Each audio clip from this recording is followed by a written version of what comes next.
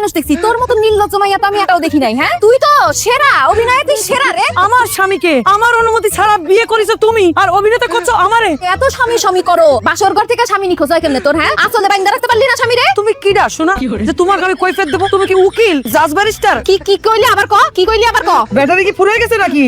কানেও শোনা হয় না, তাই এত জোর? বাবা রে বাবা।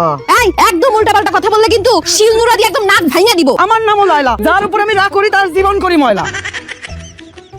আরে কি শুরু করছো তোমরা? কি শুরু করছো আমি বুঝলাম না। হ্যাঁ, একটা পিস কেক লইয়া দুজনে কারাকারি, মানুষ তো আমি একটা। তুমি আমারে আগে বিয়ে করেছো, তোমার আমার সাথেই সংসার করা লাগবে। চলো প্লিজ। আরে এডি করে লাভ নাই, এখন বল কোর্টের বাইরে গেছে, এডি করে লাভ আছে? ভালোই ভালোই কইতেছে এই জায়গাতে চলো, তাহলে কিন্তু তোমার খবর আছে, আমি কিন্তু এবার ভূমিকম্প করা দেবো। এলে যাই তোর লগে থাকতে ইচ্ছা করে না। একটা মাইয়া তো ছেড়ে তুমি চিন্তা করো, বিয়ে হইছে বাসরেতে, শাড়ি ভিন্দা দেখবো, হ্যাঁ বলছে মেস কি তোরা দাম্পত্য জীবনটারে বলতো ইজি বানায় গেলাস। আল্লাহর তো মাফ করে দে, আমার তালাক দিয়া তুই নিখোঁজ হয়ে যা। আমারে নিখোঁজ করতে চাও হাসান? আমি এখন পুলিশের কাছে যাব, আমি পুলিশ দিয়ে তোমারে ধরায় দেবো। ওরে তো আমি খাইছি, ওর সাথে সাথে তোর 14 গোষ্ঠী আমি খাইছি। দাঁড়া। কি কইলো লাস্টে বুঝি নাই। ই কইছে কিছুই করতে পারবো না, এটা কইছে। হ্যালো পুলিশ ভাই, আপনারা চলে আসছেন? এই তো আমরা চলে এসেছি, কিন্তু কোন বাড়িটা ঠিক বুঝতে পারছি না। বাড়ি চিনতেছেন না? আচ্ছা আচ্ছা, আপনার ওই জায়গায় দাঁড়ান, আমি এক্ষুনি আসছি। না কোটি টাকা দাও, ধরেন পুলিশ এসে গেছে। কি করে